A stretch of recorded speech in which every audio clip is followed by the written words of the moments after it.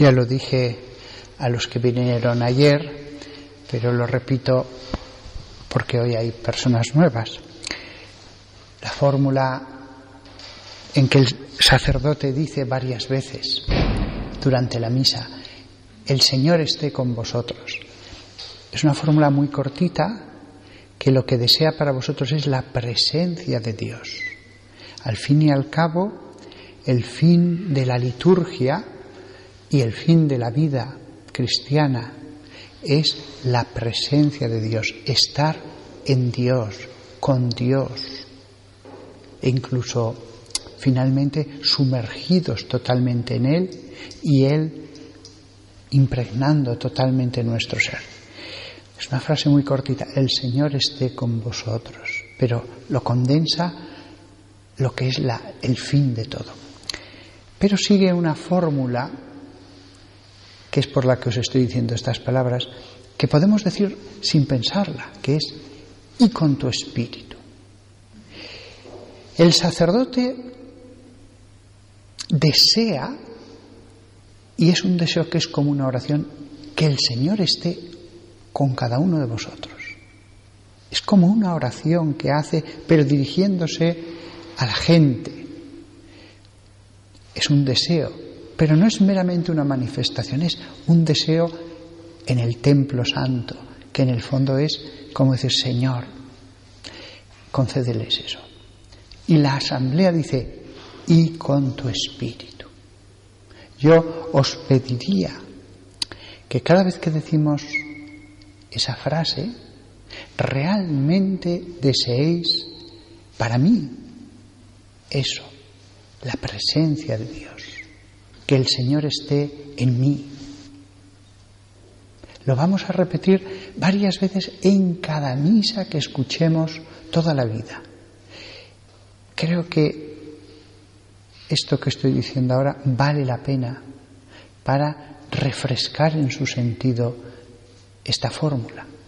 Y yo os agradeceré que en el momento que digáis y con tu espíritu, de verdad le pidáis a Dios, aunque sea con máxima brevedad, aunque sea solamente con un deseo casi instantáneo, esto que os he pedido. Hoy, pensando sobre qué podría hablar, sinceramente me ha parecido que era interesante, incluso para mí mismo, volver a refrescar justo lo que decimos antes de la comunión. Muchas cosas se dicen en la misa, pero hay una fórmula que se dice antes de comulgar. ¿Qué son esas palabras que la Iglesia ha puesto después de tantas peticiones, glorificaciones a Dios, etcétera? ¿Cuáles son esas palabras que están justo antes de que Jesucristo entre en nuestra alma? Y decimos dos cosas: este es el Cordero de Dios que quita el pecado del mundo. Dichosos los invitados a la cena del Señor. Este tema ya lo hemos tocado en varios sermones. No va a ser simplemente repetir por repetir. Deseo que refresquemos todos estas bonitas palabras. Porque lo que acabo de decir antes y con tu espíritu, si cargamos de sentido esa fórmula antes, nos vamos a beneficiar todos en cada misa. Nos vamos a beneficiar de haberla meditado, quizás en nuestra oración personal. Lo primero de todo, este es el Cordero de Dios que quita el pecado del mundo. Aquí vivimos la escena de Juan el Bautista. En la misa se van desgranando todos los episodios de la vida de Jesús, por supuesto culminando en su pasión y su resurrección. Pero antes de la comunión se nos repite este pasaje del Evangelio. ¿Por qué? Había muchos pasajes. Porque cuando San Juan dijo eso, los conocedores de la Biblia saben que lo que está diciendo del modo más condensado posible es la profecía de Isaías. Cuando Isaías, muchos siglos antes, dijo del Mesías: Él estaba oprimido, afligido y no abrió su boca, como un cordero que es conducido al que lo va a matar, y como una oveja delante de sus esquiladores está silencioso y no abrió su boca. Eso es lo que está condensado en las palabras del último gran profeta. San Juan Evangelista era más que un profeta, y en ese momento, al citar que ese era el Cordero de Dios, lo que hay que recordar es lo que dijo del Cordero de Dios el gran profeta Isaías, uno de los más grandes. Este pasaje viene a la mente de forma natural porque dijo que iba a ser el Cordero, que iba a ser llevado ante el que lo mataba. Pero todo el capítulo en que está esa profecía, en el fondo está inscrito en esta realidad del Cordero que va a ser sacrificado, el Cordero Pascual. Por lo tanto, cuando el sacerdote muestra a Cristo, como lo mostró Juan Bautista, como lo mostró Isaías en la profecía, lo que podemos recordar es las palabras del santo profeta: fue oprimido, fue afligido, fue cortado de la tierra de los vivientes, golpeado por la transgresión de mi pueblo. Ellos hicieron su tumba con los malvados y su sepulcro con el rico. Es curioso que diga esto, porque es verdad. Jesús fue enterrado en el sepulcro de un rico, era de José de Arimatea. Es verdad que fue muerto entre ladrones, pero su tumba fue la de un rico. Y esto Isaías lo profetizó. Aunque no había hecho violencia y no había engaño en su boca, sin embargo, fue la voluntad del Señor el quebrantarlo con dolor, porque hiciste de su vida una ofrenda por el pecado. Fuera de su angustia, Él verá la luz. Fijaos cómo todo este capítulo, en el fondo, complementa la fórmula tan cortita que decimos en la misa. Cuando decimos eso, en realidad estamos diciendo todo este capítulo de Isaías. Este es el Cordero de Dios. Allí está todo el sufrimiento visto por el profeta en el Cordero. Después, inmediatamente, dice otra frase, la liturgia. A mí me gusta dejar una breve pausa, porque no es un solo versículo de la Biblia, son dos realidades distintas, aunque el sacerdote las diga seguidas.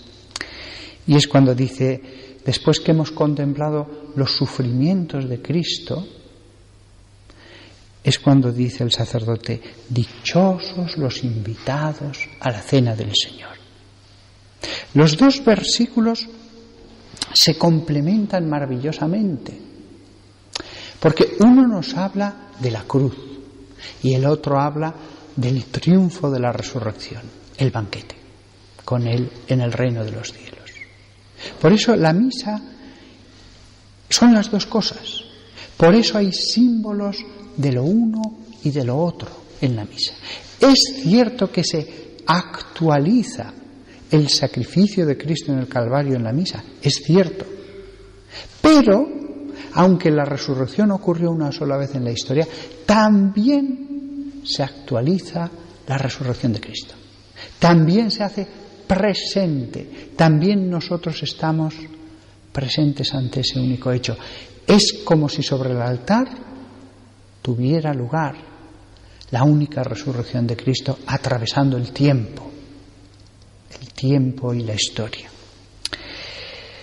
Este versículo, como ya dije hace no mucho, Apocalipsis 19:9, en realidad es una forma abreviada de cuando en el Apocalipsis Juan, otro profeta, aunque fuera apóstol, también era profeta, escribió: y entonces el ángel me dijo, escribe esto. Escribe esto. Es importante, no lo confíes a la memoria, escríbelo. Todo lo que van a decir los ángeles en el Apocalipsis va a ser escrito.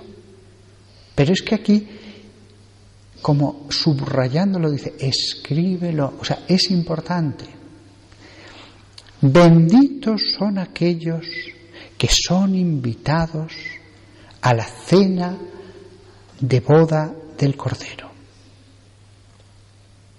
Fijaos, no estamos invitados a cualquier cena, a una cena de boda. Benditos los que están invitados. La resurrección, el triunfo de la vida de Jesús. En la misa tenemos, por lo tanto, las dos cosas. En la misa tenemos el recuerdo de lo uno y de lo otro. Cruz y resurrección. La losa de la resurrección, la losa donde fue depositado el cuerpo de Cristo. Estas dos frases que el sacerdote dice son tan llenas de profundidad que a mí me darían ganas de estar un rato con la forma contemplándola y recordando estas dos realidades, el Cordero de Isaías y el maravilloso banquete para aquellos que el Señor llama benditos. Pero en la misa no nos podemos detener 5 minutos mirando la forma y meditando la palabra de Dios. Así que sirva este sermón para que cada uno de nosotros lo piense en su oración personal y, aunque sea cortito el tiempo, sea el momento en que confluye toda nuestra oración personal. La liturgia, en su brevedad a veces, es breve porque ha de confluir la meditación previa. Y desde luego, estos dos versículos no nos cansaremos de meditarlos.